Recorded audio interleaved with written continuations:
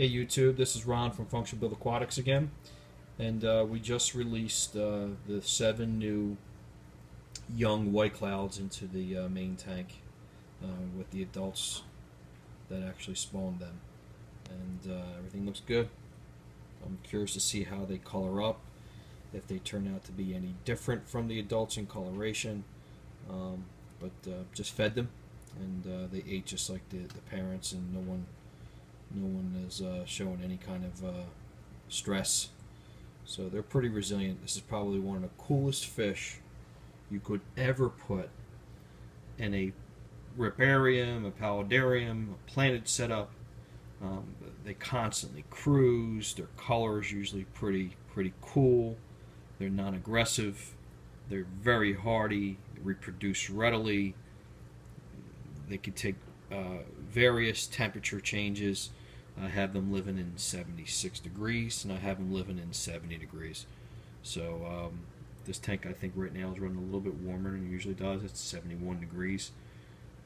But you know, these guys are pretty much indestructible, bulletproof fish, and have always been one of my favorite, probably if not my absolute favorite minnow, Donio, whatever family you want to put them in. So we've released 7 young white clouds that were born in this tank about 2 months ago. We collected them, put them in a grow out tank, and then now we got them back in the main system.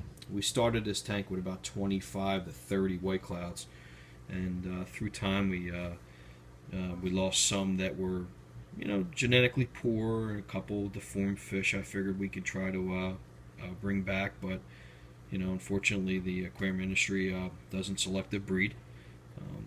But I think we have a nice strong generation, and the funniest thing I was just telling Nate is that of all the white clouds we produced this year, which were close to 30 or 40 white clouds, we didn't have one that was born with a deformity. We didn't lose one that we actually were able to grow out. I'm sure we lost some fry, but once we got them feeding, and we had them split up in the 2.5 gallon tanks that we have for grow outs, we didn't lose one after that stage. So from once they got past the fry stage, they seemed like they were good to go.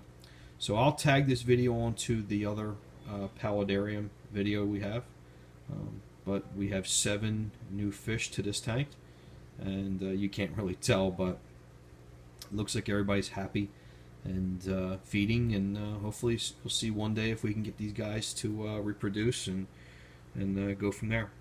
Thanks, and have a good night. Bye.